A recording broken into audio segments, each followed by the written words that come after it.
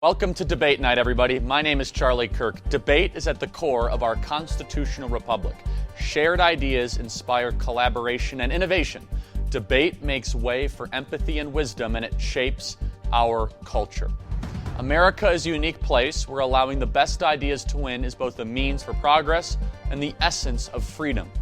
Threats to debate suffocate the air within churches and classrooms, spoil dinners amongst friends, and give unwarranted failing grades to college students and deprive American institutions of conversation. That is over, starting now on Debate Night. Here, all ideas are welcome and conversation is the point. We'll present two sides of an issue and let both points breathe. This isn't for the sake of winning an argument, but for exercising and thus preserving our right to free speech. America is not debatable, but ideas are. Tonight's debate tackles Fauci virus restrictions and mask mandates in schools, but the conversation can go anywhere. Tonight's special guest is host of the acclaimed show Indisputable on the Young Turks Network, as well as the Richey Morning Show, airing daily on News Talk 1380 WAOK. You may also know our guest from MSNBC, the Fox News Channel, Black News Channel, or BBC America, where he regularly stars as an analyst, providing insights on things that he calls social justice and cultural issues. He is the president of Rolling Out magazine, which reaches over 2 million readers every single month, and his passion for building a better world for America's youth sparked the Richey Foundation, which helps improve the lives of children in at-risk communities.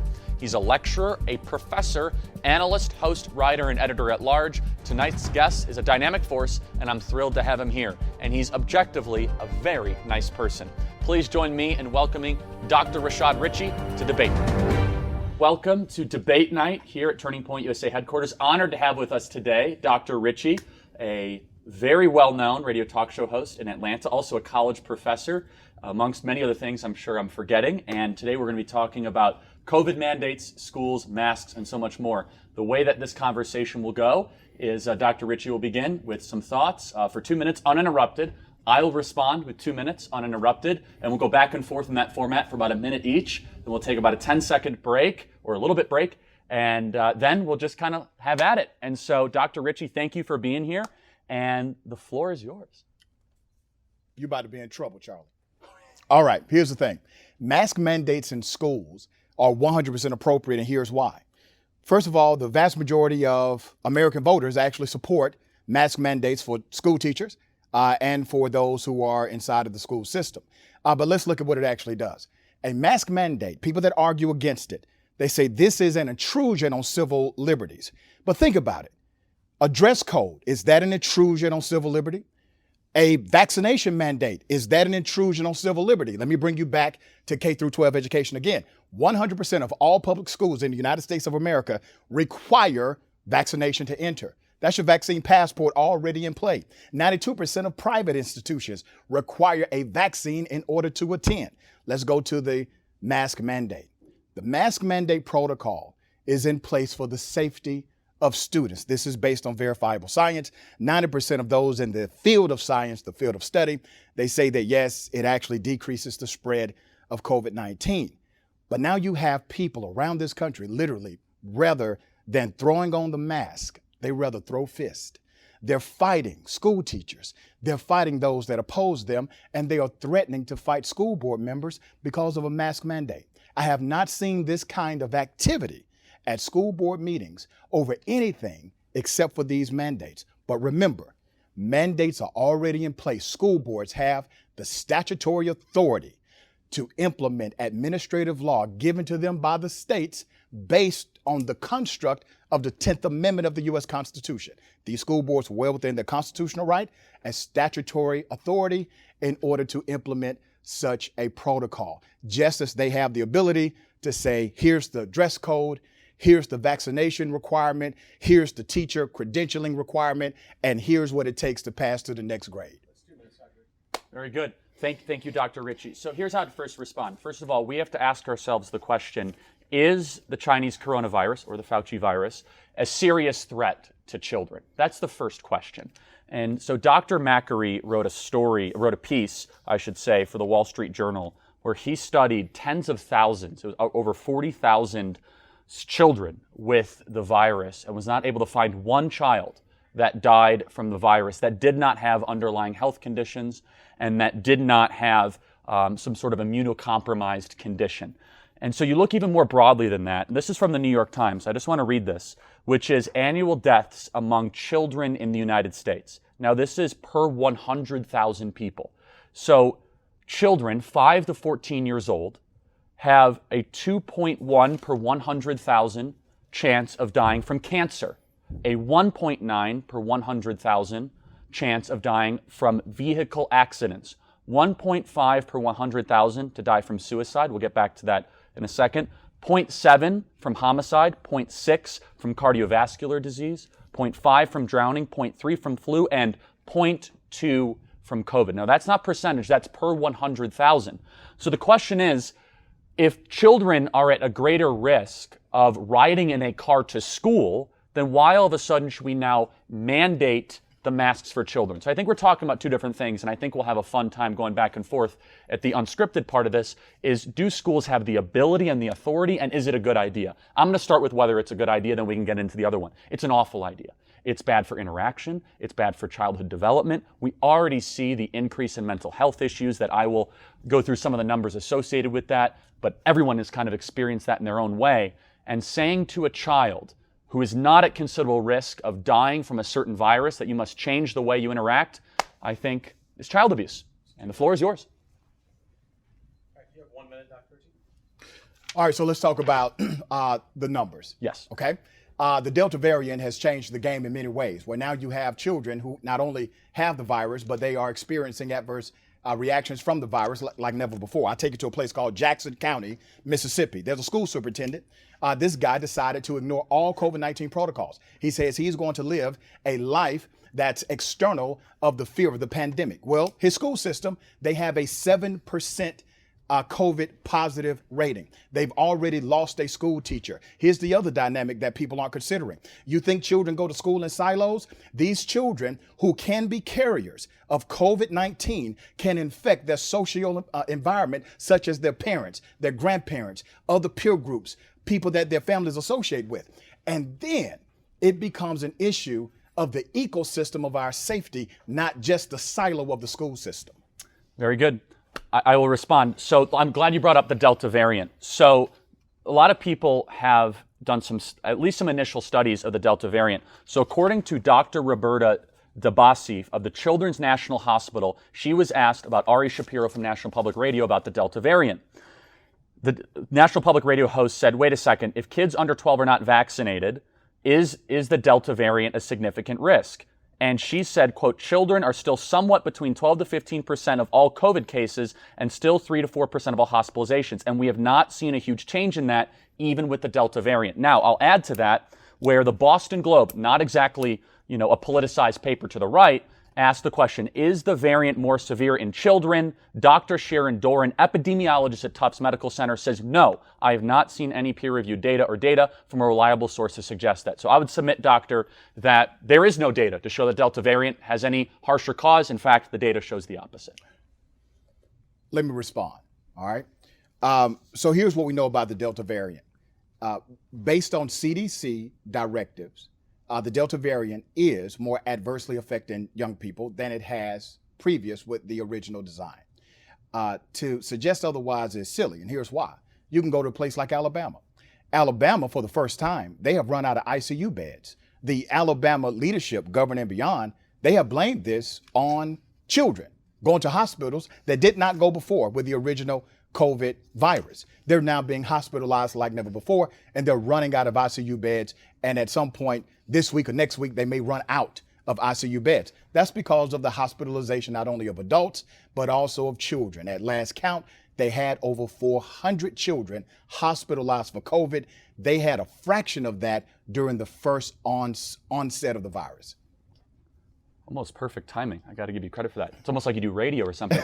So I'll respond to this in a couple different ways, and there's a lot more to unpack once we kind of go back and forth. First, we have to ask ourselves the question, are people being hospitalized because of COVID or with COVID? Now, this is something I've been saying for quite some time, but The Atlantic, which is a publication I think we can both agree is not exactly on the right, came out with this at the end of their article. It was actually just published recently, where they asked the question, and this is the same doctor, Dr. Shara Doran, who's an epidemiologist at Tufts Medical Center from Boston, very reputable, right? So she disagrees with the CDC. She says Delta variant is not a significant risk for children, right? And we're going to talk about what do you do when you disagree, when you have competing studies? Because I think that would be an interesting discussion, where she said, quote, "As we shift from cases to hospitalizations as a metric to drive policy and assess risk, we should refine the definition of hospitalization. Those patients who are there with rather than from COVID don't belong in the metric." So I would just say, doctor, when you say 400 kids are hospitalized with COVID, we don't know that's necessarily true. In fact, some say that number might be even 50 times too large. All right, here's the thing, Charlie, and I keep hearing people make this argument that somehow it matters that children who have an underlying health condition are the ones who are dying or being hospitalized. That doesn't matter, Charlie. The fact is that these are children, and some of these children aren't even aware if they have an underlying condition, and that's not 100% of the data. So when we continue to create this us and them narrative that somehow says, well, the only children who are dying are those that have an underlying health condition, well, hell, you can have an underlying health condition. That does not make you any less significant as it relates to a virus or the spread of a virus that's preventable. So are we having an argument about a civil liberty? Because if this is an argument about a civil liberty, then the COVID issue is a separate argument, because you have no issue with your seatbelt mandate. You have no issue with your mandate to have a driver's license, even though you can buy a car without it. You have no issue with these other mandates, which are required for the safety of others. But you have an issue with this mandate, which we've already established that statutorily school boards have the authority to implement these mandates. And American citizens, by and large, are for the mandates in K through 12 education. So I'll get to the civil liberties in a second. As you notice, I didn't mention it all. I'm saying this is a bad idea.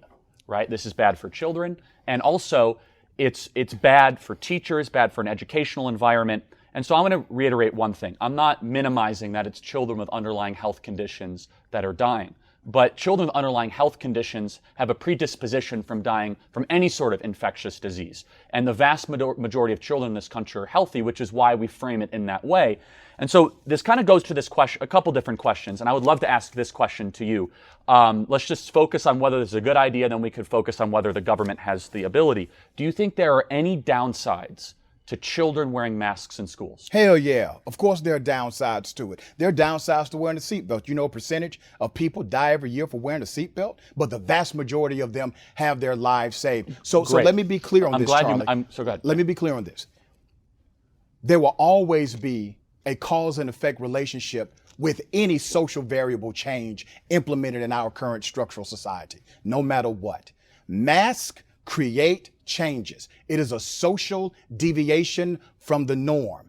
But when you look at the risk of a child either having severe respiratory complications forever, potentially dying, or potentially infecting their parents or grandparents, we weigh that. We weigh the same variables as it relates to vaccines that are already mandated. Brother, in the school system, the vaccines that are already mandated are very clear. Mumps, measles, polio, all rubella. of them. Every single one of them. But do you have an issue with those? It's a totally different type of vaccine, first of all. First of all, those take 10 to 15 years on average to develop. Secondly, they've just changed the definition of a vaccine. So you have an issue with the vaccine, not the intrusion or Well, again, we'll get to the liberty. civil liberty part of it, right? Okay. So I'm not saying that a school does not have the ability to mandate certain things. Instead, my argument is that this is detrimental to children. Their development, mental health issues, their ability to interact, and it doesn't even do what you say it's going to do. So let me just read something. Okay. That a study was done about masks that shows that if the mask is even adjusted by 3.2%, it totally invalidates any sort of efficacy of a mask. Who did that study, Charlie? Well, this was written by Daniel Horowitz, and it was Stephen Petty, one of the most experienced certified industrial hygienists and exposure experts in the country, has a study that he did on this. So Stephen Petty, the audience can look at it, and they can have their own sort of interpretation. Now, most of the mask studies that you're probably going to mention are done in laboratory-style environments, not with 6-year-old children. And you can agree, you've seen 6-year-olds, they're moving the mask all the time, which totally negates any sort of potential benefit. So if kids aren't going to wear them properly and the cloth mask is basically a joke, then why subject them to this kind of submissive kind of cloth face diaper? All right, so you're incorrect on the data. So let me go ahead and correct that data. First off, the data that you're citing is what we call an outlier data set. Okay. 92% of the field of actual research scientists agree that masks decrease the spread of COVID. As a matter of fact, the only deviation from that agreement is by how much. The lowest end is 10%. The highest is 91%. Can I ask a question about that? I get to. Yeah. Give me 1 second, brother. You got it. All right. So University of California, they have a study, and they posted this just a few days ago. And if anybody wants to read it, it's called Still Confused About Masks. Okay. One of the lab studies that they highlighted showed in a high-speed camera scenario, respiratory droplets. This is how the virus travels with the viral load. Those respiratory droplets were found within 20 to 500 micrometers. That's your size. They were generated from saying a simple phrase. So just talking to somebody creates a viral load 20 to 500 micrometers, right? Having a cloth in front of your mouth decreased it by virtually 100%. Now, that flies in the face of individuals who say, well, cloth masks do nothing. And remember, cloth masks are also now recommended for public use by the CDC and the World Health Organization. So when you say they do absolutely nothing, even the data that you cite that says it doesn't do as much is at 10% effectiveness. The other data, that's the majority of the data, says it does it at 80 to 90% effectiveness. So I just want to make sure I'm understanding your position. Your position is that, first of all, does that study factor in whether they wear the mask correctly or not? Whether that they're touching the mask all the time and they're moving it? Does that study factor for that? This study factors for droplets that are so it doesn't. transmitted. Okay. And that's fine. But think about it, Charlie. I mean, a 7-year-old's not going to not touch their face and move the brother, mask. think about it. Your issue, the argument you're making with me is an argument of education.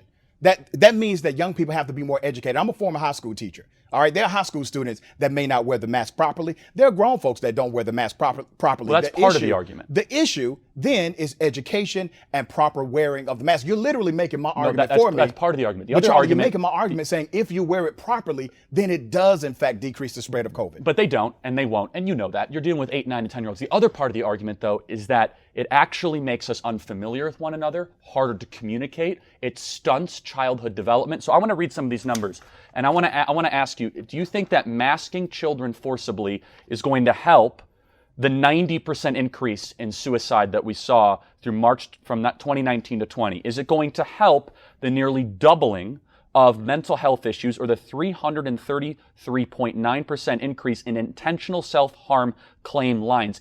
You're blaming all that on masks. No, I'm not saying that. I'm asking you a question. Mm-hmm. Is that going to help or hurt America's mental health crisis? Let's be very clear, brother, because I want to understand exactly what you're asking. Are you saying that a kid wearing a mask and adjusting to a new social norm yields this result? No, I'm asking you. No, it doesn't yield that result. Okay. There's nothing in the data set that says. All right, okay, so you think that masks have no impact whatsoever, potentially in mental health? Brother, I just answered that question communication? and told you they do have an impact, but COVID-19 has even a stronger impact What makes you on say our that? social development. Because the risk of death, brother, is so low for children. No, brother, no. Let me tell you where I come from. When we talk about children, Charlie, we're not talking about a silo of just kids in an educational system.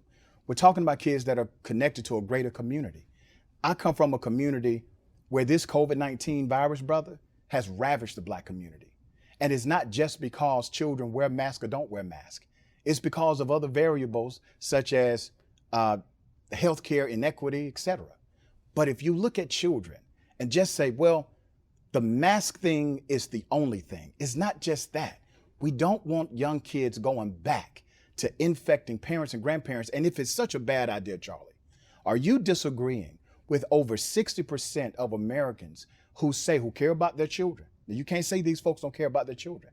And they are saying in all of the survey data that we want mask mandates for our children so they can be safe. What do you say to those parents that say that? I have a difference of opinion. And by the way, thankfully, we have a system just because you have 60% of opinion doesn't mean it necessarily only becomes law. We'll get to kind of I want to get to the civil rights already thing law in a second, but it's or it becomes precedent or gets implemented or whatever it is. So as I mentioned, the New York Times said that COVID, you have a higher chance of dying from flu and pneumonia, drowning, cardiovascular disease, suicide, homicide, vehicle accidents. So to be consistent, per 100,000 for children, right? Okay. Are you okay with banning driving?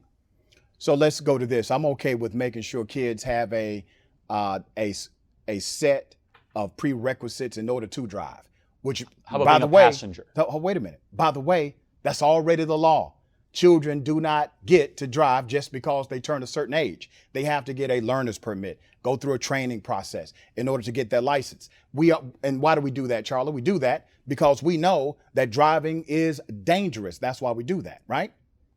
Well, also being a passenger in a car as well. I'm just saying, brother, everything to some level has a danger, right? If your view is to make safety a priority over liberty, then I'm just asking you, because that is really the question, right? No. Do you have the liberty to be as God made you without a mask, right? God made you without clothes. You got clothes on. Well, and we wear clothes for a reason. We know the biblical reason for that. It's the law, and you will be charged with indecent exposure. God also gave us a face for a reason, be able to interact and empathize, to communicate, I can see your expressions. Let me ask you a question. Charlie, do you think this debate would be better or worse if we had masks on? It'll be the same for me. Really? You think so? Let me tell you something, brother. That's interesting. I teach college classes and lecture with a mask on. All of my students have masks. I go to law school. We all have masks on. My professor has a mask as well. And I've actually been in schools when schools first started back where masks were required. And let me tell you something about real teachers. School teachers are able to teach with a mask on and without a mask. It's called pedagogy. And some of the really good teachers, they're able to translate the message of the mask into their curriculum. But once again, you're avoiding something that's huge and right in our face.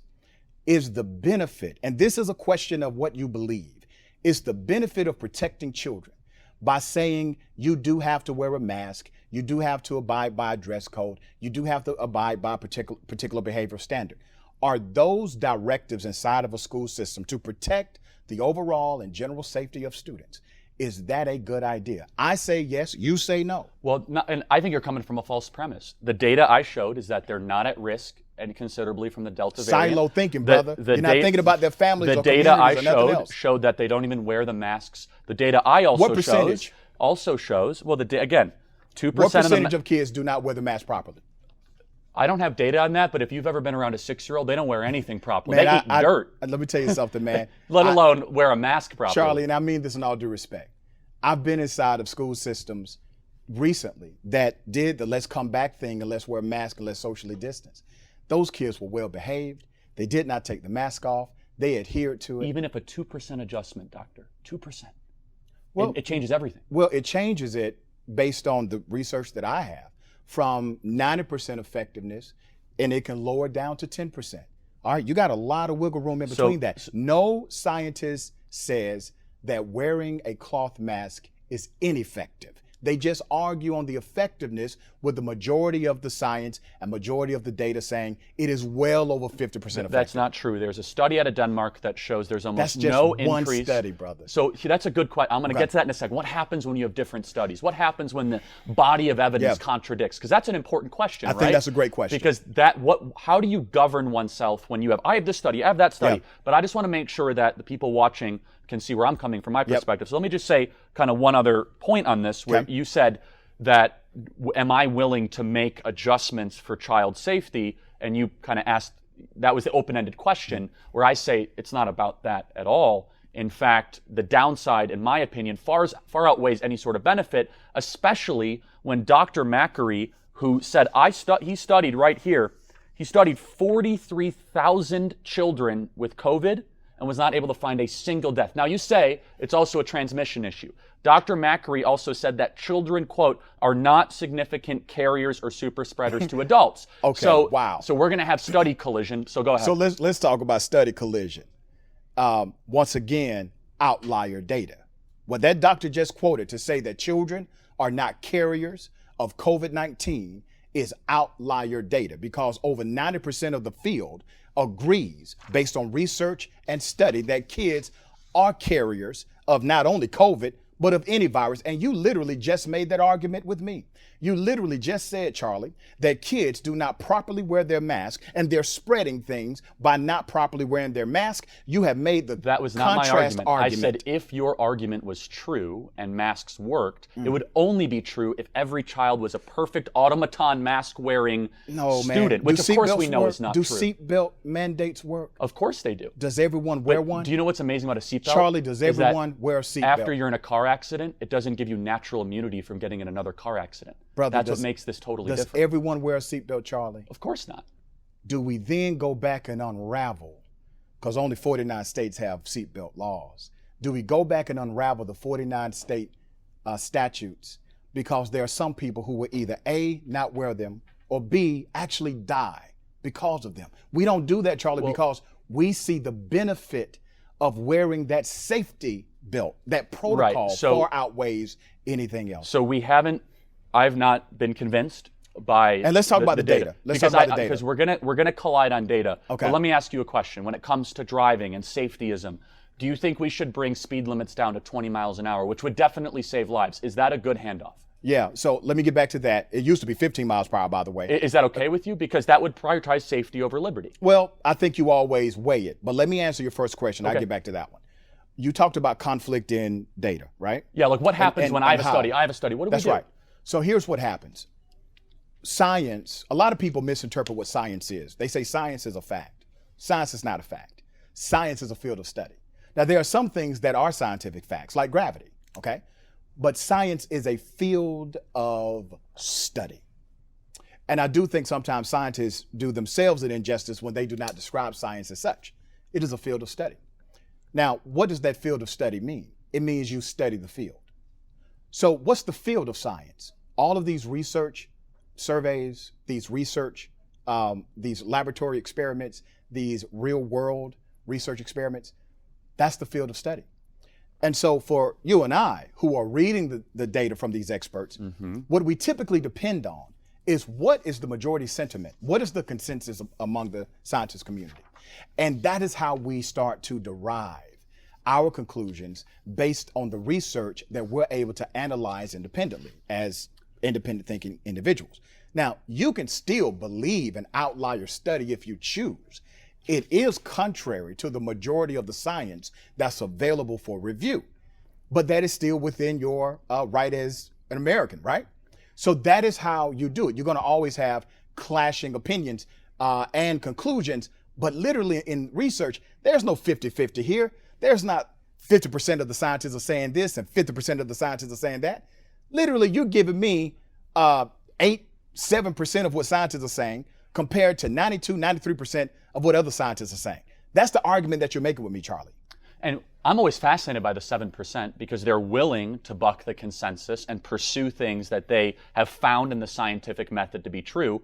And so I guess this is an important question. Then we'll get into what do we do when we have these differences, because that we're going to keep on going in circles of study versus study. And I'm going to say, well, according to this doctor, for example, as I'll say, Dr. Daron, Delta variant not severe in children. And then I'll say Dr. DeBazzi said the same thing, and Dr. Macri, and you'll say, well, the CDC said this. I guess I'll ask you a question. Which are a lot of doctors. Well, let me ask you a question. The CDC contradicted themselves on masks. They contradicted themselves on vaccines. They contradicted themselves on COVID being on surfaces. Remember, they said it could be there up to 5 days. We know that not to be true. They contradicted themselves on almost everything. If they've been wrong on the science of 90% of doctors, why should we trust them now? You know, that's really interesting because you trust them, don't you? It depends on what issue. Exactly. That's my point. Yeah. So you trust them depending on what issue. That is called confirmation bias. So Charlie, well, it depends on the issue. If they're talking about, Newton's second law, then I'll trust them on that. They don't talk about that. The issue with the CDC is not about you discrediting all the scientists. Now, I'll take it back to one variable you just named, the COVID, the survival time of the virus, right? Yeah, like is COVID able to be on this table for 5 days? Right. Initially, there were scientists that came out and said, hell, it can be up there for 18 days. Well, in certain environments it can, because that was based on a ship crew, a cruise ship, where the virus was still there after the Princess 15 cruise days. ship. That's right, brother. It was there after 15 days.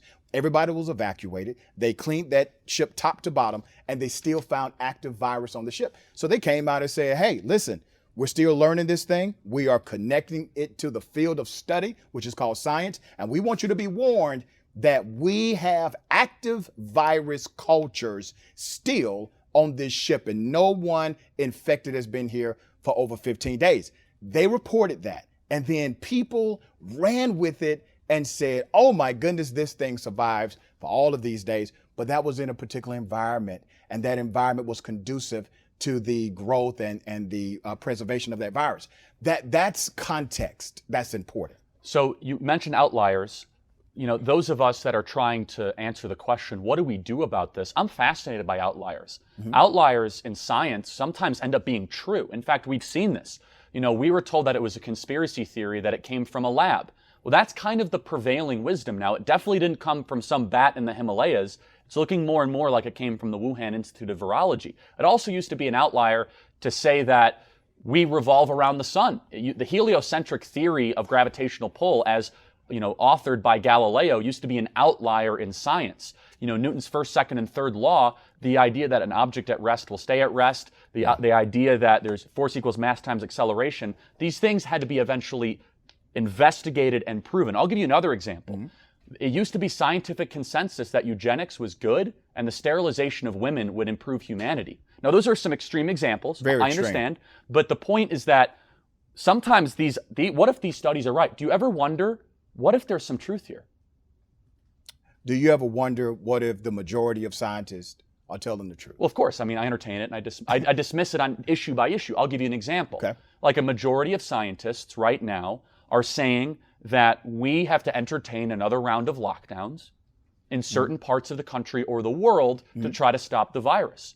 I think that's a big mistake. I mean, I'll listen to anything that they say. Well, you may think that's a big mistake, but you're saying that based on a socioeconomic factor. Well, I also rather could say than it a scientific factor. I could also say it epidemiologically, right? So let's look at Israel and Sweden, Okay. right? Israel was held up as this beautiful country, mass inoculation.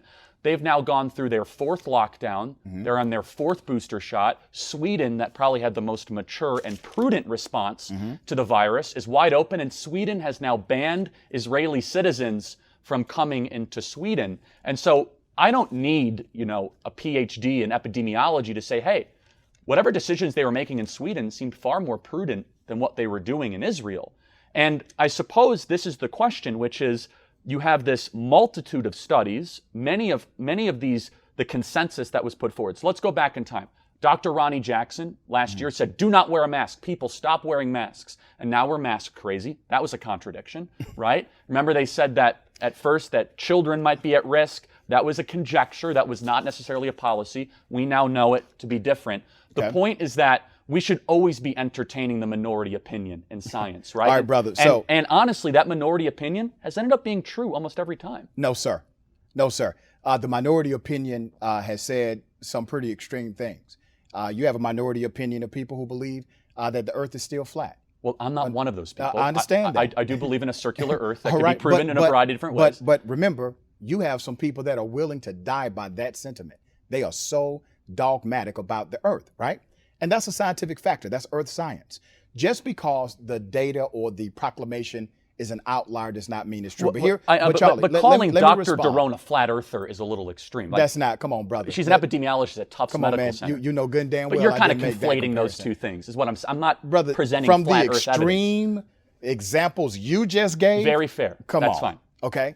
So let's go to some simple things we learned about infectious diseases. Like you, I've interviewed a lot of infectious disease doctors, right? Some of them have been all across the United States, and now they're right here, or all across the globe, and now they're right here in the United States trying to fight this thing. Do you and I agree that masks decrease the spread of COVID? Do we agree on that fundamental basic premise? It's questionable. I would only agree if it's a certain type of mask that is worn absolutely properly, that followed the exact laboratory guidelines. If and only then, I would say maybe, which almost no human being outside of a controlled, sterilized laboratory environment is wearing a mask that way. How do you wear a mask properly? By not touching it, not adjusting it, according to, again, Stephen Petty, one of the most certified experts in industrial hygienicists, he says that even if 2% of the mask area is open, 80% of the particles under 2.5 microns will escape. Thank you for saying that. Okay. Now, what area is he talking about, Charlie? It could be the top or the bottom of the mask. Right. I'm not exactly the mouth sure or your nose. the terminology. So but yeah. if your mouth or your nose is exposed, then it decreases the impact of what the mask. That's not what he said. Okay, go ahead. But again, I'm not. What did he say, I'm not Charlie? gonna profess, to But Charlie, be read it a again, lifelong, student of mask wearing. But brother, read it again. Okay, I'm gonna finish it though. Okay. Right. 2% of the mask area open, 80% of the particles under 2.5 microns will escape. Okay. And he says that masks will be 100% ineffective. He says in blocking any particles that small when the open area reaches 3.2%. And he also says that if it's even adjusted by 4%, a small adjustment, it could end it all. And also, this, you could contaminate yourself. Not to mention, Dr. Macri says that if you wear the masks, you could actually be reinfecting yourself, and it lowers oxygen levels. So there are some things to say that that's masks, really that's really interesting. Okay, and I'm citing other people again. Right, I got you. And then we'll go into what we do about it, because I think that's interesting. That is a minority report. So let me take you back to what he's referencing. Okay. He's referencing having the mask not covering your pie hole. All right, that's what he's referencing. The way it spreads through droplets primarily is through your mouth and through your nose. Once again, I cite the study highlighted by the University of California that found in a high-speed camera, 20 to 500 micrometers were generated from a simple phrase, hello, goodbye, good to see you, okay? That simple phrase had thousands inside of those droplets. That's your viral load. A cloth mask, not one that is required for medical personnel. N95 or whatever. Right. Not that one. Just as a matter of fact, in the study, brother, they used a cloth towel, a wash towel, in order to show that any covering is in fact effective. So now this is the most important question, right? Okay. So half the country's on your couch, half the country's on my couch. It might be less than that. According to you, it's 60%, right? So then the question is, how do we govern ourselves, right, if we have differences of opinions on things that are constantly changing and confusing? Wouldn't the right answer be allow a parent and the child to make that decision outside of what a school district might want to do against their will? Shouldn't we always resort towards parental rights in situations like this? Let me ask you this, Charlie. Let's say we use the same standard for dress codes in school systems. That is not about what the policy is. It's about what the parent and the child wants to do. Would that be okay with you? Well, first of all, I think that a certain level of a dress code, I think, is just actually really good for childhood development. I would argue, I'm actually very pro dress code. I would love to have kids wear shirts and ties. So I think there could be an objective argument made that they'll pay more attention. But you can't make that argument for masks. You even said there's a downside. I don't think that if all of a sudden you said, hey, the nicer you dress, the worse the environment, it's the opposite. There is a psychological downside, and various studies prove it. To dress like you? No, man. See, if kids dress like you can't dress like me, brother. I know, but if kids dress like you, everyone would be smarter. So right? let me say this, Charlie. There are studies, and listen, man, I have a doctorate in education. There are studies that show education is not just for academic achievement. It's also for social development. And there comes a time, especially in a teenager's life, where they would like to express themselves socially through their attire. I'm actually more liberal as it relates to attire, right? I don't like dress codes as they are. See, I'm more conservative. I kind of like it. I understand the decency as I structure, wear a T-shirt, right?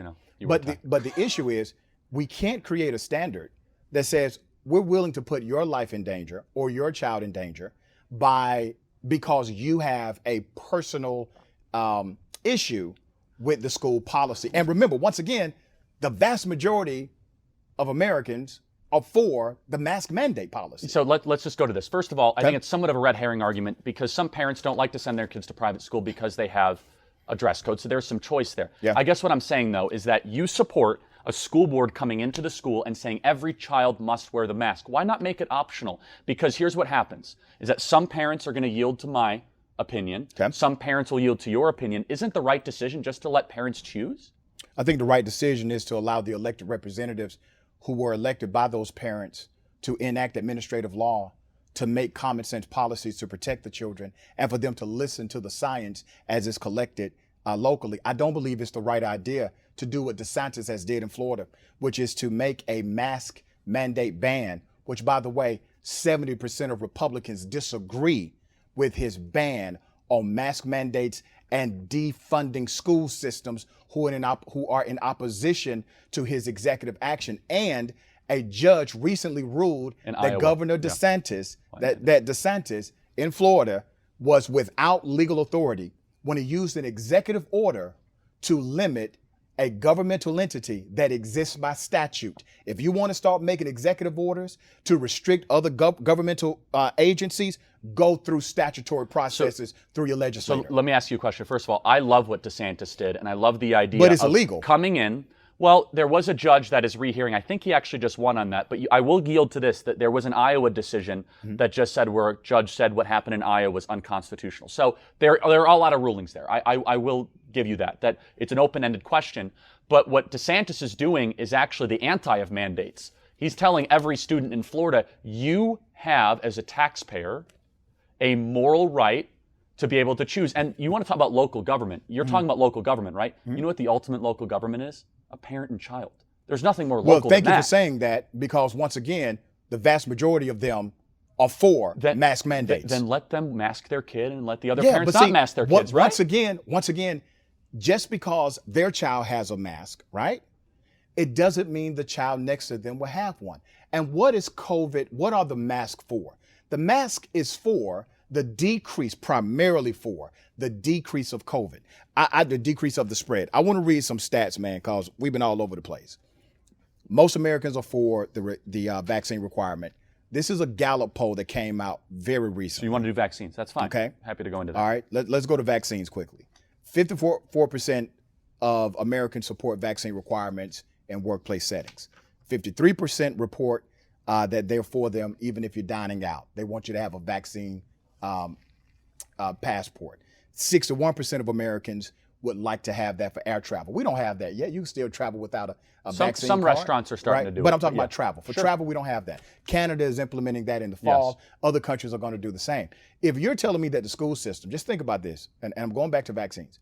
If you're telling me that the school system has the legal authority to mandate various vaccinations, that's a needle going into the body of a child. They have the authority to mandate that, but they do not have the authority to mandate a mask. That is intellectually dishonest. Either the school board has the authority to mandate vaccines and masks, or it is all governmental intrusion. Are you talking about measles, mumps, and rubella? Or are you Right, talking and about... some children have adverse effects of those vaccines. I would brother. actually be more on parental rights to that. But I'm not going to... The courts have ruled differently. My personal right would be that children should be able to go to school without the measles, mumps, and rubella vaccine. That's my own personal opinion. Are you against vaccine mandates as a principle? It depends on what you're talking about with that, All right? right, Are you so- talking about the current one that's being called a vaccine with a changing definition of a vaccine, So right? you have an issue with COVID? Well, the COVID do I vaccine? have an issue with the one that was put on the marketplace without the usual 10 to 15 years of study and the peer-reviewed studies and the explosion All right, so of you're- various so Charlie, responses? 10 to 15 years later, you will agree with me. Well, we'll see. That's what you're saying? I don't know. The issue here is prudence, right? Okay. Is how are we going to use practical judgment to see what's in front of us and ask ourselves the question, should we use force to all of a sudden say to a family, you know what? Doesn't matter about all these studies that may very well might be a small percentage of doctors, but you know what's so great about science? It's not an up or down vote. We don't vote on Newton's third law. Okay. So if there's not 100% consensus, it is an open question. And you have to keep on going through it in a scientific method. Follow the data. Well, the data can send you in different directions, as we've shown. We're asking ourselves, what do we do? Okay. So my opinion is that when things are confusing, Okay. unclear, and you have contradiction, yield to rights. Let people choose. Don't use force. All right, man. That's a funny argument to me. Let me tell you why. There's a lot of disagreement about voting. Okay? You got state legislatures. They have passed laws saying you need to do A, B, and C in order to vote. You can't vote by way of absentee without having this prerequisite. It's all over the place. There is no federal uniform to voting, right? Then Well, there is some. There is the Civil Rights Act. That's not true. Yeah, but which the is ci- the very civil- specific. The Voting Rights Act, I think, is what you're referring to. The Voting Rights Act was gutted by the Supreme Court a few years ago, who set it aside and said the United States Congress needs to now handle this statutorily, which is the reason why southern states like Georgia, Mississippi, and others do not have to seek pre-clearance from the Department of Justice in order to change the electorate rules in their state. Before the Supreme Court set aside the Voting Rights Act, they would have to get pre-clearance from the DOJ in order to change voting rules in their state. So before we get to voting, can you complete the point, though? Because you were trying to connect voting with COVID. Texas, they passed a law. They passed this legislative standard that said constitutional carry. You're familiar with that? Big fan of it. All right. I'm glad you're a big fan of constitutional carry, right? Because it says you do not need a prerequisite in order to get a gun. No license, no government bureaucracy, no ID, no permit, no nothing. Constitutional carry. Because bearing arms is what? A constitutional right. Yes. Correct? Boom. I'm good with that. 100%. Is voting a right? Depends on if you're a felon or not. But it is a right, because if you're a felon, you can't have a gun either. Yeah, that's the question, right? So like an extreme libertarian would say that we should allow felons to vote, we should allow people to vote. Voting is a right, absolutely, but it becomes not a right when it's not secure. You agree with that? You don't want to all of a sudden question your elections. So let me now pose this to you constitutionally. You have the right to bear arms. Yes. That right can be limited. You have to age into that right based on the state law. Yes. Okay.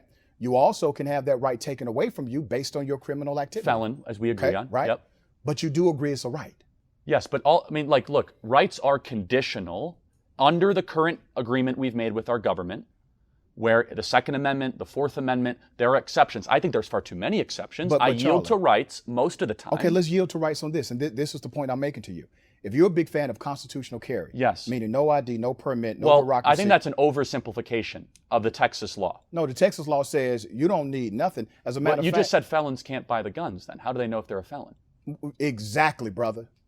But exactly. That's my point. Constitutional carry. I think you're misunderstanding, Charlie. I've researched this up and down. The Texas law. Constitutional carry does not require a prerequisite. You can just get a gun, carry it, and no law enforcement agent can ask you for a permit. Nobody. You can walk around with your gat, and nobody I understand can the ask point you. You're making. You All say, right. if you want to have laissez-faire policy on guns, then why don't you want to have laissez-faire policy on voting? Is that the question you're making? Here's the point I'm making. I don't know how that relates to COVID. But I'm about to help you, brother. If you believe in constitutional carry, yes, why don't you believe in constitutional voting?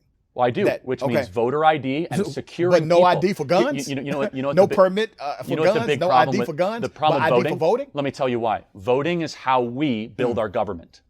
I thought guns is how you defend your government. It's true. That's also true, which is why we should have widespread gun ownership, and we should be able to protect ourselves against a usurpatious government. Let me build this out. All right. And I'll finish my point. I'm going to make the connection. I don't know how it gets to COVID, but it's interesting. Okay. But voting is how we express our values and put people in positions of power. And if there's any question in the efficacy, the integrity, the transparency, and how those elections are done, the entire system falls apart.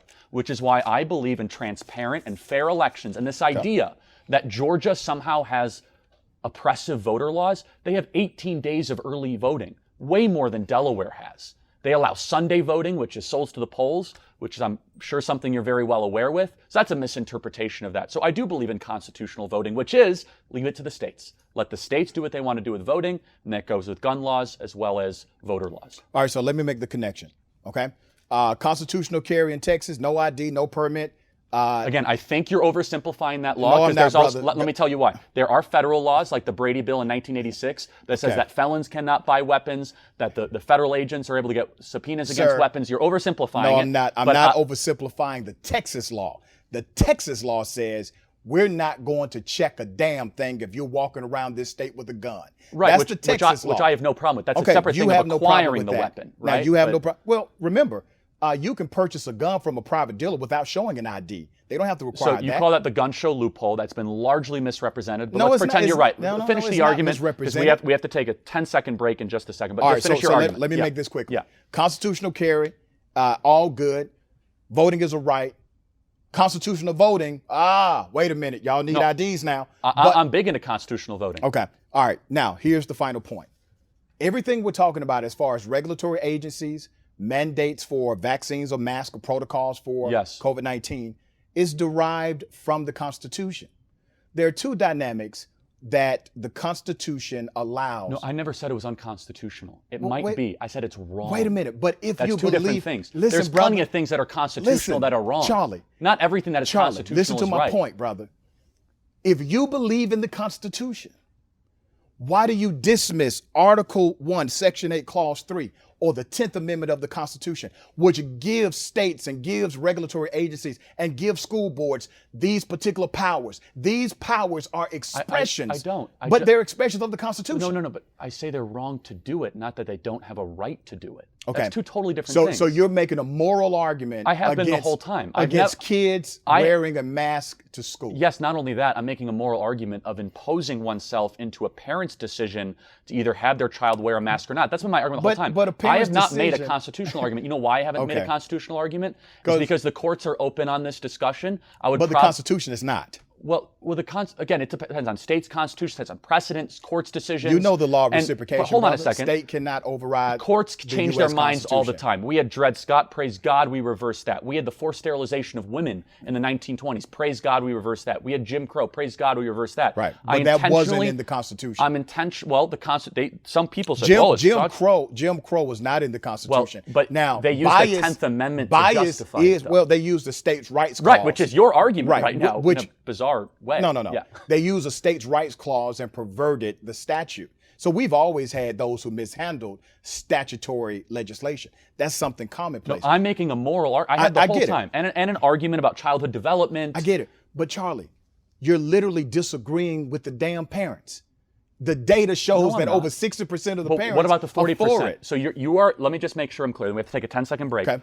You are okay with saying the 60% of parents can use force against 40% of parents? They can use a mandate, yes. They can use a Okay. mandate for vaccines. So they can use a mandate for dress codes. They this is- can use a mandate for that. So let me ask you this question. Okay. If 60% of Americans wanted to take rights away from black Americans, is that okay? That's a dumbass argument. Why? And let me tell you why. Because that's the argument they used to make for Jim Crow. Sir, is a that- democratic and argument. it was an evil argument back then. I agree. And let me be clear.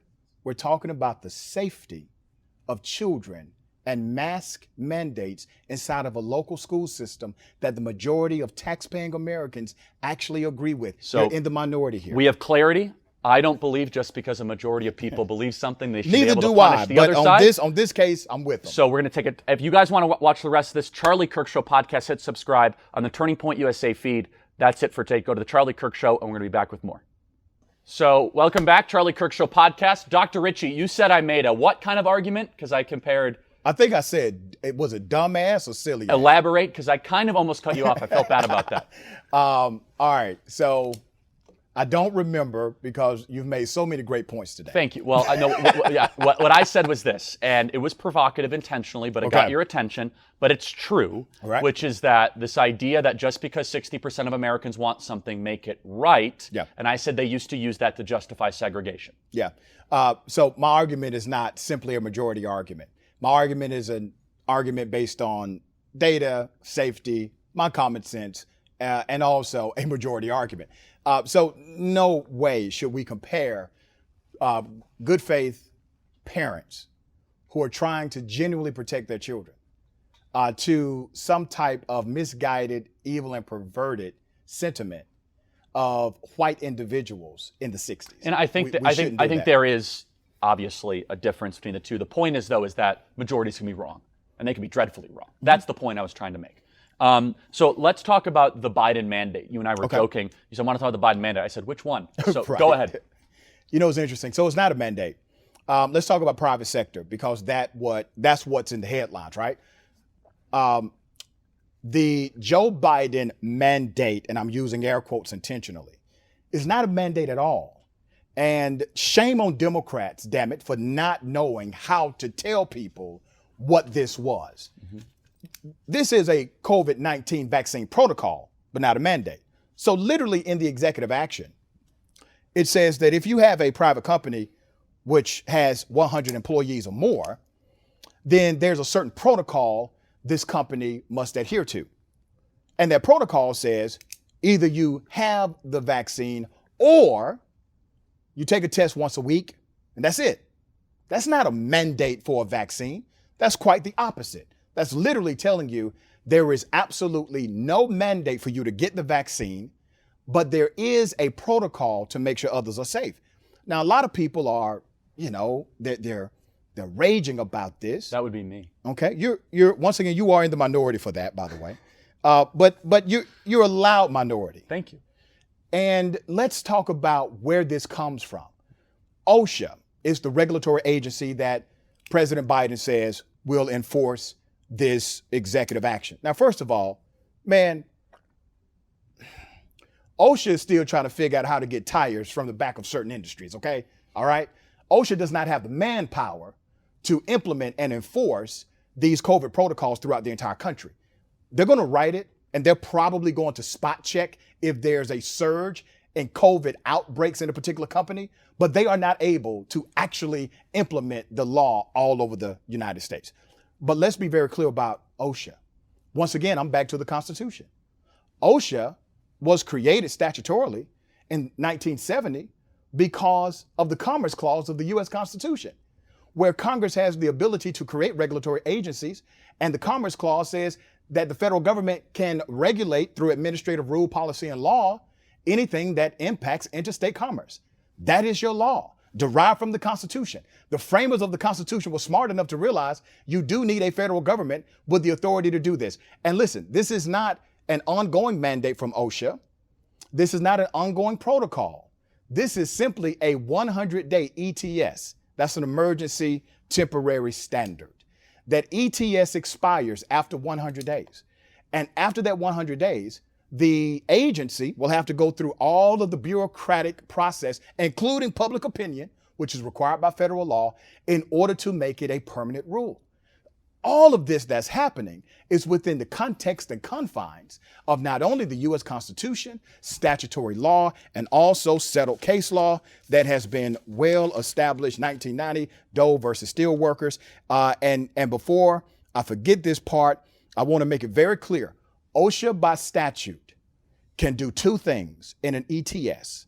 One, when employees may be exposed to substances or agents that may be harmful. And two, such a standard is necessary to protect employees. You all had no issue with OSHA. You all had no issue with the regulatory powers of the U.S. Congress. You all had no issue with the Commerce Clause of the Constitution until it came to COVID. Well, I would say I had a lot of issues with the fourth branch of government for quite some time. What I will agree with you, though, Doctor, is that, yes, OSHA is so inefficient, so bureaucratic, so slow, and not exactly the most agile government agency that you're probably right. It's going to take them so long, they're not going to come marching into places. But the reason there's the outrage from people like me and employers, because we have 100+ employees here at Turning Point USA, and we vowed to fight this in federal court. All right. Are you going to comply first, though? Oh, we're not going to comply. No way. Oh, hell. No way. And let me tell you why. Now, first of all, Joe Biden has no business telling us how to run our business here. Now, that's a moral argument. Legally, you know what? The courts might side with that. And that's going to be a common refrain here, because I think the courts can be wrong a lot. Okay. Right? The courts were wrong with separate but equal. They were wrong about many other things, right? They were wrong about forced sterilization of women in the 1920s with the same sort of 1905 decision, the Jackson decision that set the precedent for that. In essence, here's the big issue, is that I've made the choice not to get vaccinated. Many of our employees have made the same decision. Some of our employees have made the choice to get vaccinated. All of a sudden, we have now a company where employees are enjoying the added benefit of having medical freedom. Now, you might say, just get a test, go do that. I find that to be a grotesque invasion of how we do our own protocols here in our office. Who are you to say I should have a test or that? What about people that have already had the virus? And basically the argument, the outrage, if you will, is less about the technicalities, OSHA or the IRS or whatever. It's no. This sets the precedent for massive government intervention. For all of a sudden the federal government usurping employer and employees' rights. That's really where the backlash is rooted. And I definitely understand it. And let me be clear about my point of view. The Biden administration would need to find a way to make sure people that have already contracted COVID and have the antibodies can benefit from some of the same policies he's That's a reasonable middle ground. They haven't done that yet. Because natural immunity hasn't been talked about at all recently. Right. And so I think they need to make exceptions and caveats for that. Now, let's go to your proclamation about the workplace. Yes. we're at a workplace right now, okay? This workplace is already regulated by the federal government and by your local government. There are various protocols, mandates, there are compliances that you must adhere to in order to continue to operate legally. Yeah, and OSHA was mostly for construction sites. Let's just be clear. Well, initially, right. Yeah, and biohazard. Yeah, et cetera, I mean, come on. This is not exactly OSHA's sweet spot here, Well, right? and that may help you out. Okay. Yeah. If you're not going to be compliant, OSHA will be the agency. I just want to make everyone clear that this is a little bit of a mission creep for OSHA. This was for people that are all of a sudden working in steel workers. Like that's a legitimate place where you could. It's occupational safety hazard, I think, administration. And I get your argument, and you're a brilliant person, so I know the argument that you're making. Your argument is this is another expansion of government. This is an intrusion of workplace independence. And I get the argument, right? But I get the other argument better. And the other argument is everybody who works with you, everybody who works in an office, especially if we're talking about 100 people or more, once again, they're not in a silo, brother. They're not in a silo, Charlie. They go back to a family. They have children. They have parents. They have grandparents. They have a peer group. And if the place where they will spend roughly 8, maybe up to 12 hours of their day, right? The place where you may get the most exposed to somebody who has COVID-19. If that place is unwilling to just go through a temporary standard, because by nature of the statute, they can't do it forever, okay? It's against the law for them to do it beyond 100 days. I think it's a good sacrifice. Listen, I'm a business owner too. I don't want to do it, right? I'm president of Rolling Out Magazine. We have way more than 100 employees. I don't want to. It's not something I'm jumping up and down to do, but I get why it needs to be done. So I understand it from both sides of the argument. So I want to ask you about a couple things that I'm interested in. I think it will lead us in a good direction. And we can get into vaccine efficacy, but we're going to just kind of go back to colliding studies. I'm curious, though, because I saw a tweet that you sent that really fascinated me about how you said you understand Black people's skepticism towards getting the vaccine. Because, of course, the Tuskegee idea of medical experiments and kind of how federal health agencies have been abusive before, especially towards Black people and people of color, something I will fully admit. And so can you help me unpack like why you trust the health officials now and why you trust this vaccine? Because some people like Nicki Minaj and others are kind of playing into this kind of medical freedom argument. I'm just curious as someone who obviously speaks on behalf of the Black community. Yeah, absolutely, man. And I stand by that statement. So anyone who tries to shame Black folk, you don't understand the history of Black people. If you try to shame Black folks who are vaccine hesitant, you don't understand the reason of their distrust with governmental agencies, period, especially as it relates to healthcare. So I stand by that. And I defend opportunities like this because I think it's very important to understand the why, right? You talked about Tuskegee, but it goes deeper than that. We've had localized studies all throughout the United States. Hell, there was one 2 weeks ago of an actual medical director of a county jail who decided to secretly treat inmates with ivermectin.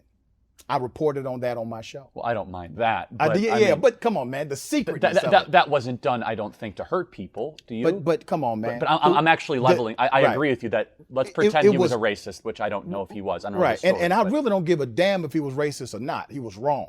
He's now under investigation by the medical board because these inmates, they learned that they were being treated with ivermectin, brother, on the news. They were literally inside of their pod. Oh, did it work? Watching news. Well, not according to them, because the person that was the whistleblower said, not only did it get worse, I had stomach issues, I had diarrhea, vomiting, sweating, and they lied, man. They lied to these Black folks incarcerated. So that I don't care if he was being treated with one of the approved FDA medications for COVID.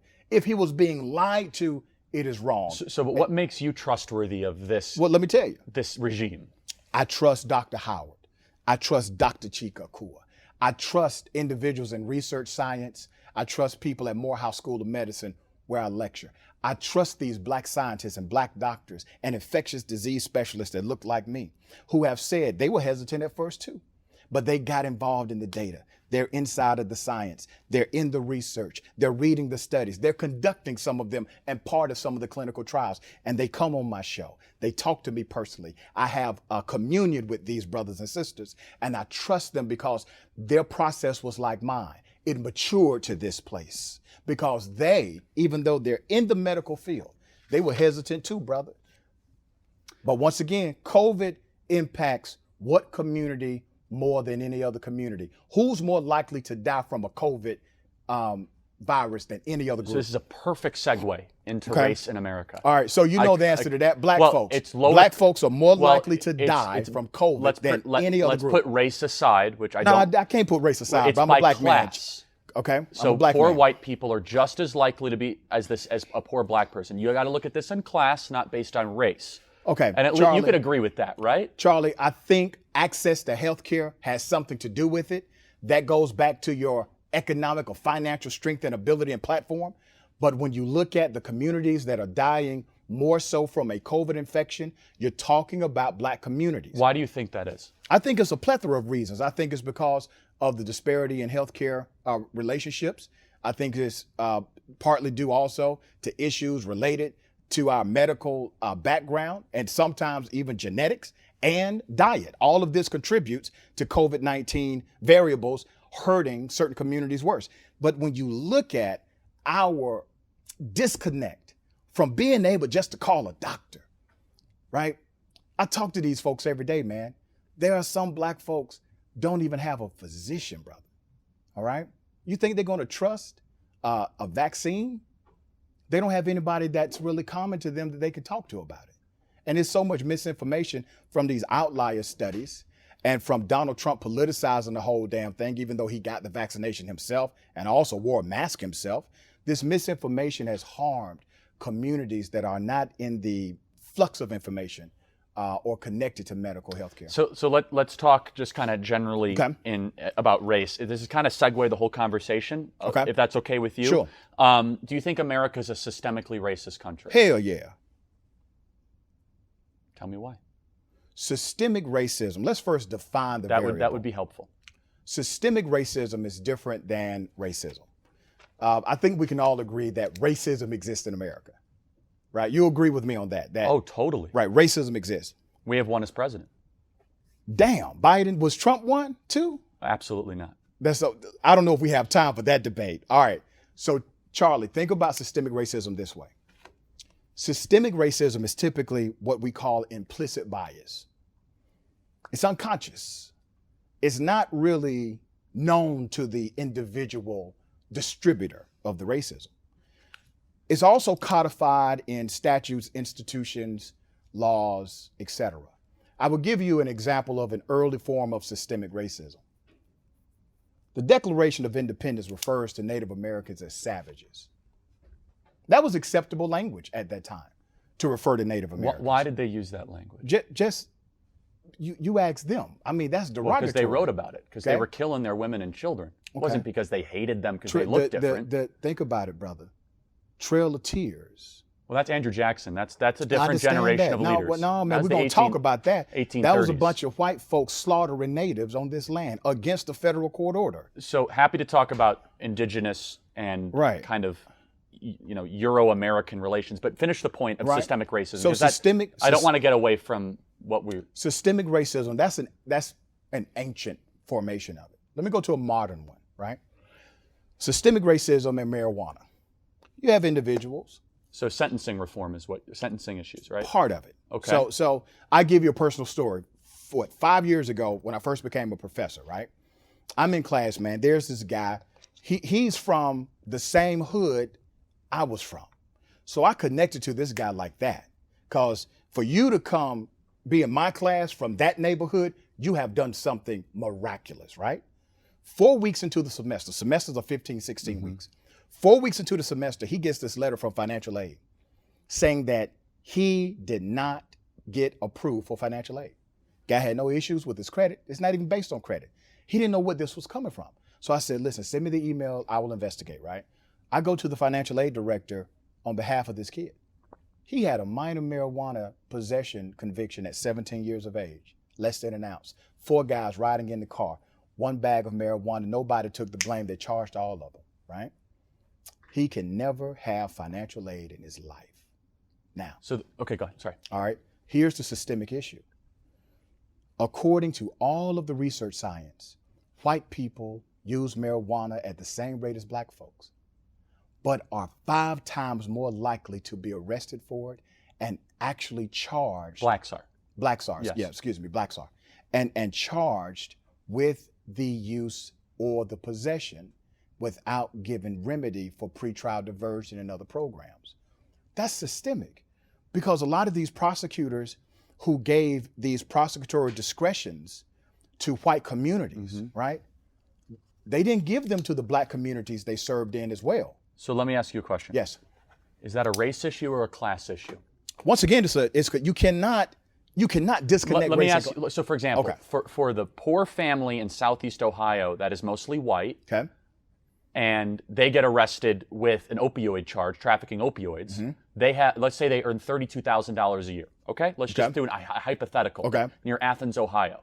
Okay. They're going to have a tough time navigating the court system, just like that young man you just mentioned. Yeah. The point is, why racialize it when class, which is a much more fair and independent marker, would do? The point is, why try to disconnect? Because class is a. You're going to have to. So go ahead. I mean, I don't mean to interrupt, but I want you to understand the way the variables work.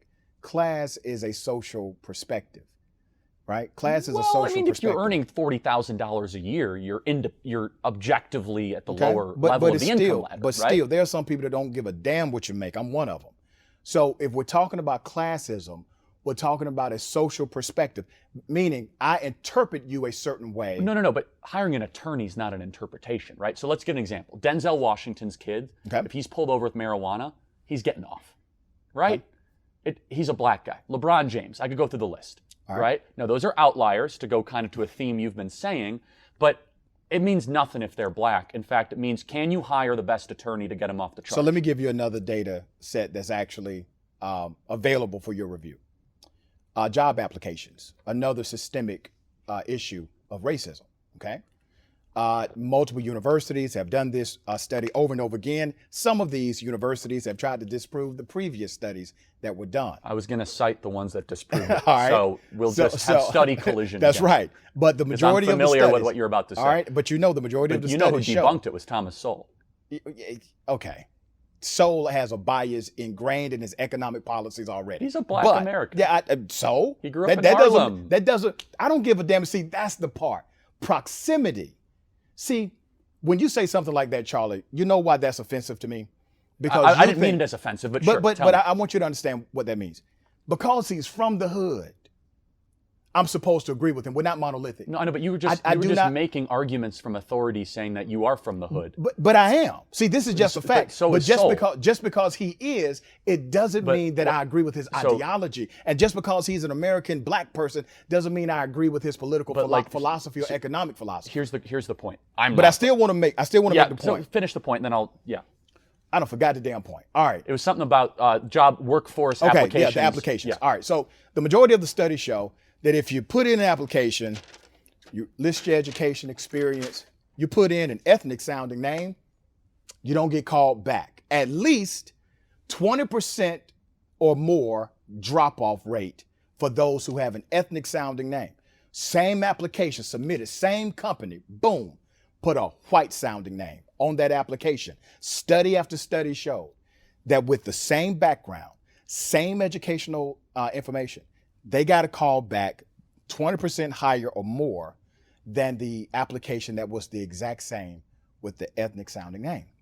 Now, I mean, there are studies that debunk that. A minority of studies have. Sol wrote a whole book on that, right? With discrimination and disparities. I'm not going to be here to get into the details of that. You know them better than I do. But I want to broaden it where it actually could be helpful for our viewers to kind of see where they might fall on this. Okay. Which I guess the question is, you say, yes, America is systemically racist, right? Yes. So that means the systems and the laws reflect a desire to get outcomes different for white people. Well, they were written by people that were racist. Like who? Who wrote the Constitution? Were they racist? James Madison was not a racist. Well, come on, man. Alexander Hamilton wasn't a racist. If you can own black people and then come on, man. Let's ask the question. Then. Yeah. So if you own black people, you don't think you're racist point. if you own black people? So how many states had already abolished slavery by the Constitutional Convention? That's fine, brother. You can make that argument 9 all day. out of 13. You can make that argument all day. They were ending slavery, Doctor. The They weren't defending who it. framed the Constitution thought black folks were property. Okay, let's come on, let's man. Go You through can't that. get away from that. No, this is super important. I'm glad Okay. you brought it up. All right. Okay. Show me one time James Madison, Alexander Hamilton, John Jay said that. In order to be a racist, in your opinion, or in order to be discriminatory against a group, you must say it out loud. Okay, so that's your premise? No, it's not. So let me say this. What about the behavior The and founders, the action? let's talk about it. The founders were anti-racist, to use an Ibram X. Kendi term. We are all born into a world we did not create. You agree, right? That's right, brother. So thousands of years before Thomas Jefferson walked the earth, All right. George Washington, Whitfield, Adams, all these guys, slavery existed. The question should be, who started the movement to stop it? The first ever anti-slavery convention was hosted in Philadelphia in 1775, chaired by Benjamin Franklin. 1776, the Virginia Declaration of Rights was written by George Mason, which proclaimed that all men are created equal, which heavily inspired the Declaration of Independence. Let me finish. Okay. Thomas Jefferson wrote the Declaration of Independence, and Vermont was so inspired by that, they were the first sovereign community of people to abolish slavery. Okay. I'll keep on going. All right. In the Why did Constitution, they own black people?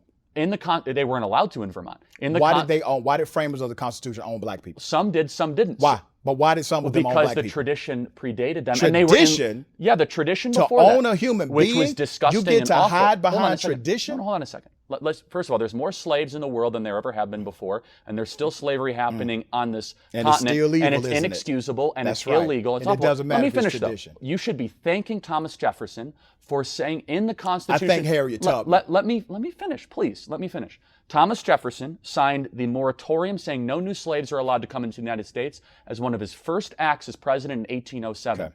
The question should No not new- be no new whether or not slaves. slavery existed. The question should be, why was it starting to end? Okay. That's the most important question, isn't Well, it? probably for you, from your perspective, but for me, all of it's very important. So let's talk about not only the racism of those who wrote the Constitution, but the sexism as well. Sexism. Oh, absolutely, brother. No, let's talk about names. Tell Okay. me why James Madison. Well, I'm Like, gonna get to that. 'cause you're Let too me- general. Like, all let's get let me- specific, right? Let me give some background to my proclamation because it may be provocative for some, okay, and intentionally so. We call this place a democracy. You believe that? No, it's a republic.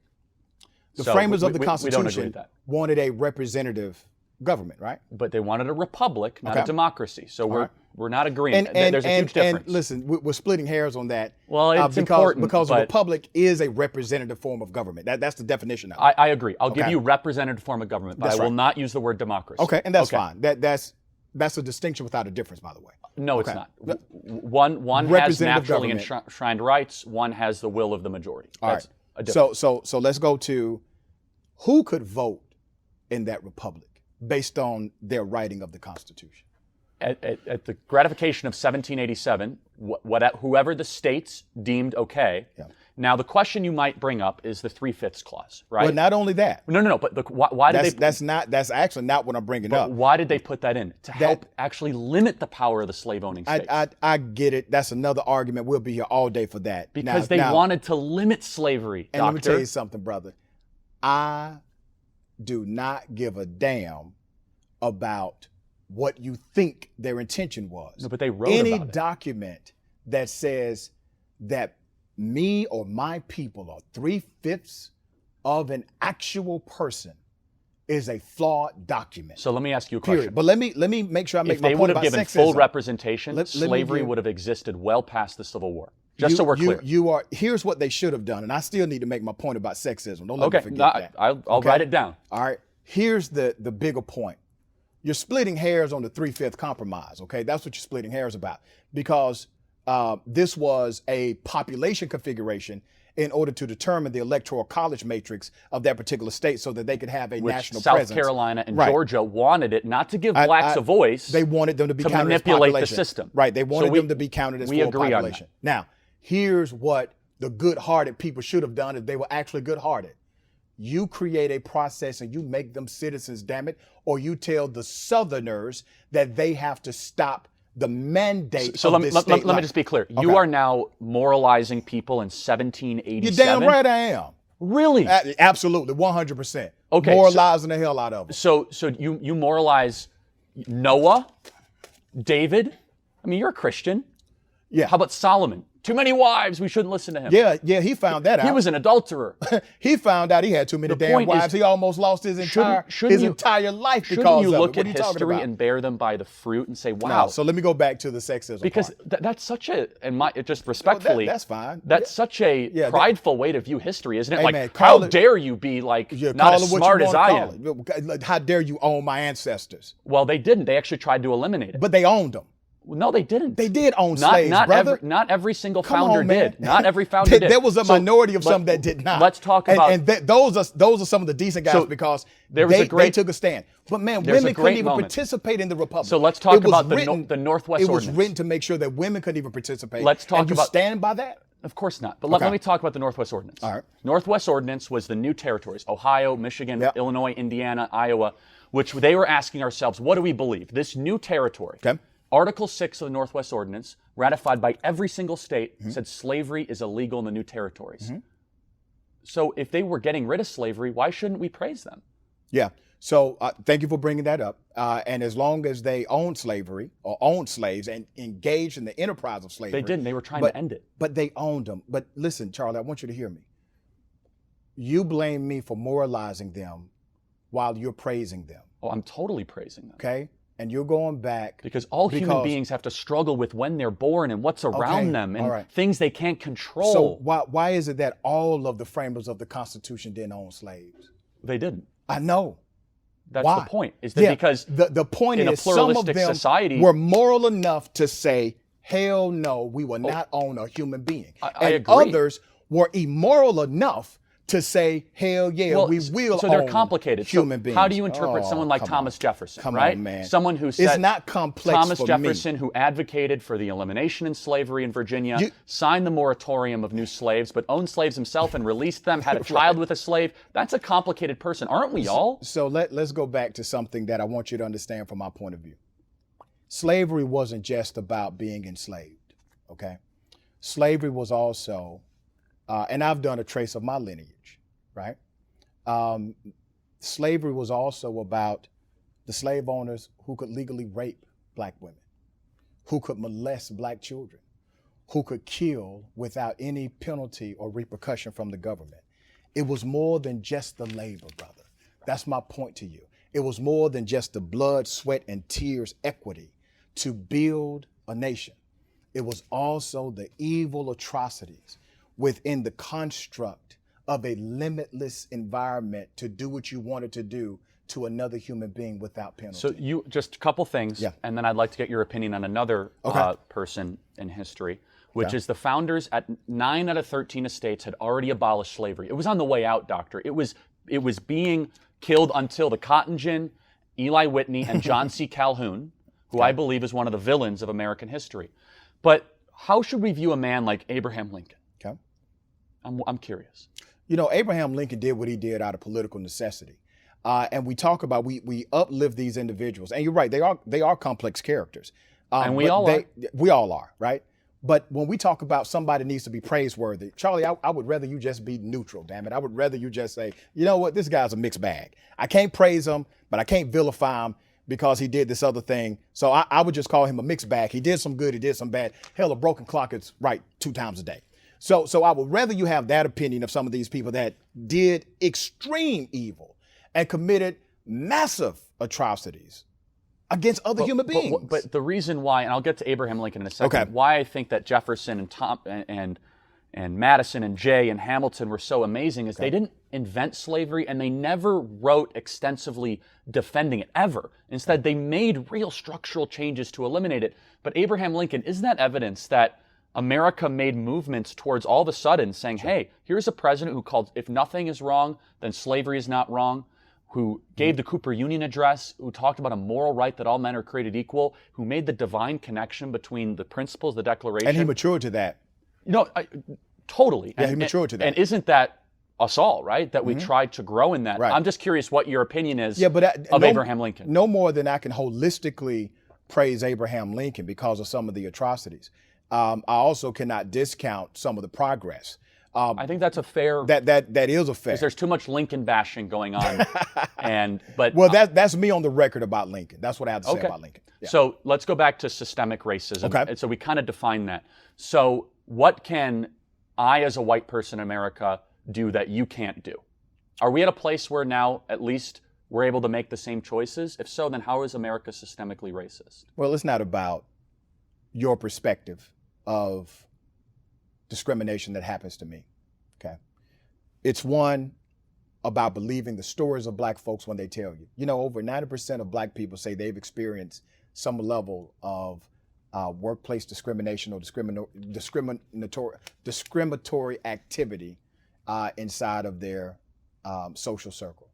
That's a massive number to be discriminated against in that manner. And I think when it comes to, we can look at all the studies are very clear as far as biases that exist against people of color, et cetera. Like biases where? Well, biases in the workplace. Well, biases when you get pulled over by a cop. Competing biases studies. Well, in sentencing structures. The cop thing I'm happy to go into, which is totally misleading, right? Okay. Which is, you know, a black person is much more likely to shoot and kill a police officer than a police officer is to kill a black person. But I want to get to something you said because I think that's interesting. But listen, man, a black person is more likely to be pulled over because not true. They were profiled First of all, as black. That's not true. Man, it's because blacks live in areas that have higher crime, and therefore police patrol them more. This has been done by Dr. Rowland in Harvard University. Let me give you a study. Again, we're going to go study collision so let me here, just give you one. Whatever one you got, I got three to say the opposite. But out of New York, right? Out of New York, this came from their own data. New York reported this. Chicago reported it. Maryland reported it. You got a lot of them that said, listen, we're pulling over black folks in this community at a rate 10 times higher than any other racial group. And we're not finding any higher percentage of contraband or illegal activity than the whites. The illegal activity is not true. Cops make up 50+% of the, I mean, not cops, blacks make up 50+% of the cop killers in New York. Come on, man. Every single statistic is that there's a disproportionate amount of crime committed in New York versus the percentage quartile. But that's fine. I mean, once finish again, the point. I'm going back to the systemic racism issue that police departments have reported on themselves and then invited diversity experts because these cops see a problem in their own implicit bias. So you're arguing something that they actually agree we have implicit bias. So when we looked at our pullover ratios, when we looked at who we're actually engaging with based on what's called a pretextual stop, they tend to be black and brown. And we need to stop doing that based on a profile structure. And they have brought in diversity experts to help them understand, acknowledge, and hopefully eliminate their own biases. So I just want to give a shout out to, I think it's Dr. Roland Breyer, I could be wrong, from Harvard University, black professor who said there is no evidence of what you just said. But again, that's a lie. But again, you could go debate him. That's the point. Now, let me say that. What's his name again? I could get it wrong. It is Dr. Roland Breyer. If Dr. Roland Breyer said that, where your camera? From your camera right there? Harvard University. You a damn liar. And I would appreciate you to debate me any day. Whoever said he did a study of hundreds. If he said there's no evidence to suggest that is a damn lie. Let me ask you a question. Okay. When Obama's DOJ studied police departments, why didn't they find that sort of racial profile? No, they did. Not in Ferguson. Wait a minute. No, not in Chicago. Hold on, brother. Wait a minute. Not in Minneapolis. Wait a minute. Charlie, you done stepped in it now, Charlie. Not only did the DOJ find bias and racially motivated practices, the DOJ also reported that white supremacists were the greatest domestic threat to infiltrating law enforcement agencies, and that is something that the federal government needs to keep their eye on. That's in the same report. That same report also created. I'm familiar with it. You are familiar with it, so you know what you just said is bunk. Well, no, the thing that they were talking about was Ferguson in particular, which was a big issue in 2014-15 and found no systemic bias. And also they did a study in Baltimore, which is another one of that. But we could go study collision back and forth. I guess the question is this. So systemic racism would imply laws. So what law on the books harms black people more than white people? I'll give you one. Because I could give you a law that hurts white people more than black people. All right, which one? Go ahead. Affirmative action. Okay, that's untrue. Okay, well, a black person with a lower test score That's is not able to true. go. It is. I mean, it's true. I mean, the Let Supreme me- Court upheld affirmative action with that sort of I objective want you to do data. some homework on this. You know the number one demographic to benefit from affirmative action? I wouldn't say it would be Asian Americans. You but don't know. I'm going to don't. tell you. Tell me. White females. White women are part of the affirmative action directive.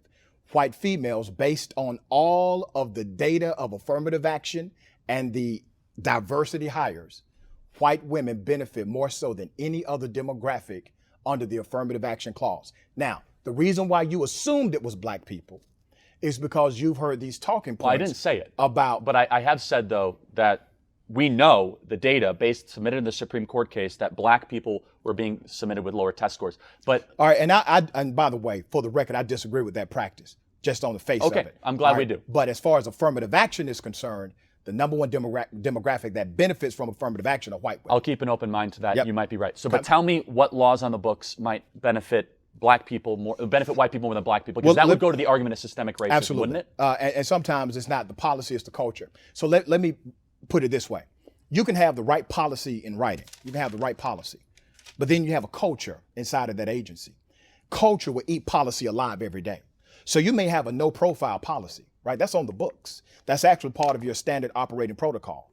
But you still profile black and brown people because your culture will eat policy alive any day. And let me highlight a simple law that I think we can all understand. In the state of Georgia, Senate Bill 202, even Lindsey Graham went on Fox News and said it was a dumbass rule. Senate Bill 202, which is a voter restriction bill. Republicans spend it as a voter access bill. There's a part of the bill, there are many parts of the bill. There's a part of the bill that says it's a misdemeanor, a crime, up to 1 year in jail, if you give someone food or water that's waiting in a line. Now, some people try to say, no. This is if you're electioneering. No, we already had that on the books. It's already illegal to campaign at a precinct. The law was clear. It said anyone who gives a person food or drink in a line will be punished by up to 1 year in jail. So you know the practice of warming a line going up to a precinct, but the point. Happy to dive into that, but yeah. So why does that affect black people? 98% of the long lines in Georgia are black precincts, number one. Number two, during the last election cycle, churches, nonprofit organizations, these are nonpartisan groups. They ran massive commercials and put out leaflets in black communities. And they said, listen, we know that your precinct always has long lines, okay? That's just the reality in this particular precinct. We want you to come out anyway and vote. And if you do, we got chairs for you. We're going to have food for your mama them. We're going to have water for everybody. And we are nonpartisan. We're not going to tell you who to vote for. That's already against the law. That impacted 98% of black precincts, brother, when they passed a law that said you can go to prison for 1 year. Even Lindsey Graham said that provision was ridiculous. That's super nuanced. But if the intent of the bill... It is nuanced, but it's not nuanced to black folks who want to get somebody water. I'm going to ask a question about it because I think it's important. Okay. So the water thing, it's been months since I've talked about the Georgia bill. Okay. I know there was some nuance to it that I've probably forgotten. But SB 202, you said, right? That's right. If it was designed against black people, why did it expand Sunday voting, which helps black pastors go so to the polls? Why would that happen? See, that's another misnomer. I'm glad to educate you, brother. So what they did in Senate Bill 202 is require a weekend voting standard. On Sunday? No, they did not require it on Sunday. That's not true. That's not in the bill. Georgia has 159 counties. Before this state law of Senate Bill 202, each county was able to utilize their own determination as to when they would do early voting or weekend voting. As a matter of fact, brother, most counties did not do weekend voting. Most of them did not, okay? But the metropolitan counties did, and that's your large concentration of black folk. But it is expanded to Sunday voting. Just listen to me. They were able to do Sunday voting for weeks. These counties could make the rules based on the matrix of the statute that already existed, okay? If you wanted to do 5 Sunday votings, you can do it. No problem. Here's what the state did. The state said, okay, y'all, we're going to limit this down to just a couple of weekends where you can choose to do Saturday or Sunday voting. So for the other counties that are rural and white, they now are mandated to do at least one weekend voting standard or two. And the counties that are black, urban, and Democrat, to be frank with you, they now have to limit how many days they do early voting based on the statute. And because of the statewide part of the statute, Republicans can argue it was an expansion, but it limited the metropolitan counties. So I'm not going to. You obviously know those details more. Yeah, but why mess with it is the question. Let me just make sure I'm understanding this. And I'm going to give you the opportunity to respond. Okay. Which is, I asked, is America systemically racist? You said yes. Yep. And the evidence is that all of a sudden there's a restriction of giving out water in voting lines and Sunday voting. I'm just giving you some examples of how certain laws impact 98% of black communities. Yeah, but you got to admit, you're reaching at straws at that point. No. I mean, come on. From arrest. Bring a Nalgene or something if you get so thirsty in line to vote. I mean, come on. Charlie, listen, man. Is that really a thirst? For you, you can say that from your point of view. We have seen these laws passed that are adversarial to us. I mean, think about this. You're in a black community. You're going up to give somebody water. We don't need any more pretext for arrest. We don't need that. We already know disparities exist. We already know that targeting exists. Disparities don't exist. It does exist. The only disparities that exist are based on class, not race. But listen, go ahead. Do some black folk get targeted by white cops? Has that ever happened? And vice versa. But has it ever happened? Of course it's happened. Okay, all right. So is it systemic? No, the opposite is actually true. The study showed that cops are less likely to actually arrest and abuse black people and more likely to abuse Asian or white people. That's what the studies have shown. What in the hell study are you reciting? Anything from the Manhattan Institute to Roland Breyer to Thomas Sowell to independent analysis of data. So I would take you to Ohio State University, California, University of California, Berkeley. I take you to Clark Atlanta University. Many of these research scientists have conducted not only these studies in real life, but they've reviewed the data, and the data is clear. But when we talk about disparities, man, or racial profiling and systemic prejudice, systemic bias, we're talking about laws that adversely impact a particular group, sometimes intentionally, sometimes unintentionally. Remember, I told you that the bias can be implicit. Now, but you can't prove implicit bias. I was going to get to that. Well, implicit bias, that's me giving you the benefit of the doubt. That's me saying, okay, you just wrote a law that only impacts 98% of black people. You just wrote, I'm going to say you were implicitly biased because if I don't say that, I would have to say you were hyper biased. So let's just be very clear. The reason that was written is because people were giving out things of value in exchange for voting. No, sir. Yes, that's not why it was written. That was already the law in Georgia. You could not do that in the state of Georgia. And it's against federal election law. You're blaming something on racism that could be blamed on something. Let me give you, now you're in whataboutism now. So let me go to the anti-gang laws, right? Georgia has them. A lot of states have these gang laws, anti-gang laws. What do they say at the root? They say, if you commit a crime and we can prove that you're part of a gang, we can add this much to your sentence. We can enhance the sentencing dynamic. Charlie, in the state of Georgia, 99% of that clause has been used against black kids. 99%. You know how many KKK members have been arrested in Georgia? Plenty. They never charged them with the gang statute. Never. So why do you think it's because of racism? You're damn right it's because of racism. Not because of class. The law wasn't written for. Do you think the KKK is a higher class than a Crip? Come on, man. That's the question, isn't it? Okay. So just think about this, brother. You have an anti-gang statute on the books. 99% of your application from prosecutors is to black kids, so what percentage even though they are still locking up Klan members and not charging them under the gang statute. I'm not going to get into the specifics because I don't know, but what percentage of gang violence in Georgia is black on black gangs?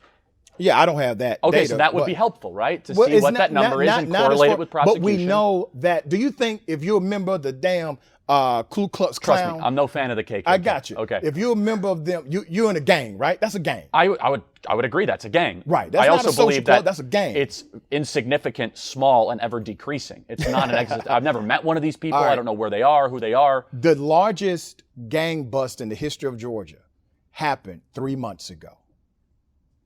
They arrested 78 gangsters. 8 of them were still at large during that massive arrest. They were called the Ghostface Gangsters, all white. You heard about it? No, I didn't. No. Isn't that a shame?